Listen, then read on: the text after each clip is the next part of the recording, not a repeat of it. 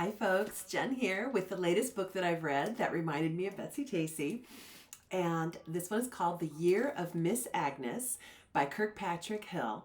And like My Name is Rachel, uh, a children's book that was new to me. I mean, it's been around a while. This book was written in the year 2000. And I don't know how I missed it, but it is absolutely fabulous. I loved it so much.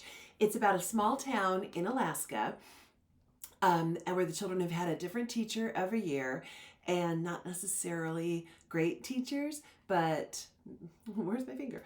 Miss Agnes comes to teach them, and she's different, like no teacher they've ever had before, and she's wonderful, and it's just a great experience. And she's only going to be there for 1 year. She's been pretty clear about this, but she just gets the kids so excited. There's a character, and I don't want to give too much away, but the minute this character was introduced, I suddenly went, oh, this is not okay. And this person is being left out in a lot of ways. And Miss Agnes is instrumental in changing that. So that, I'm wondering if you can guess, that made me think of one Betsy-Tacy book, which isn't in fact specifically a Betsy-Tacy book, but it's part of the series, and that is Emily of Deep Valley.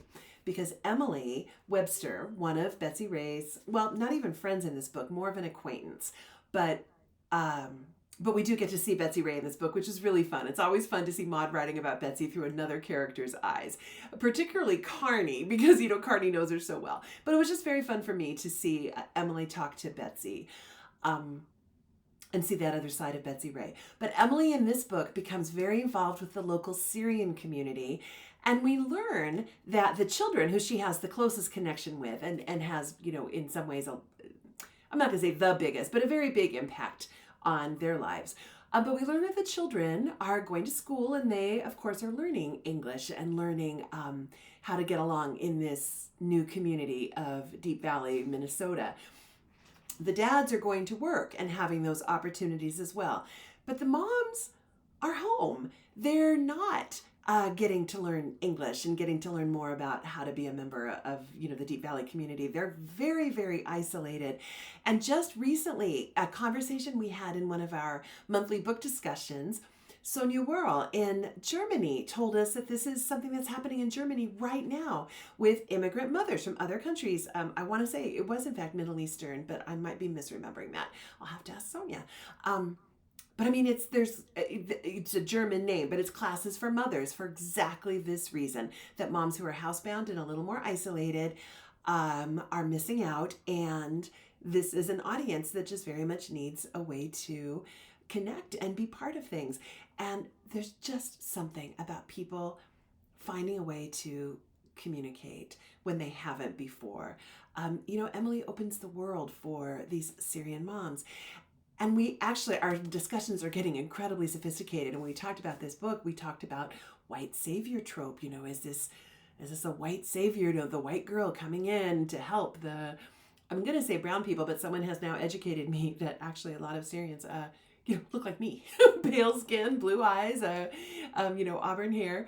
But just to educate somebody, to help somebody who's new. And I'm thinking, what options did those moms have if Emily hadn't reached out to them? They weren't offering community ed classes, for the Syrian moms of Deep Valley.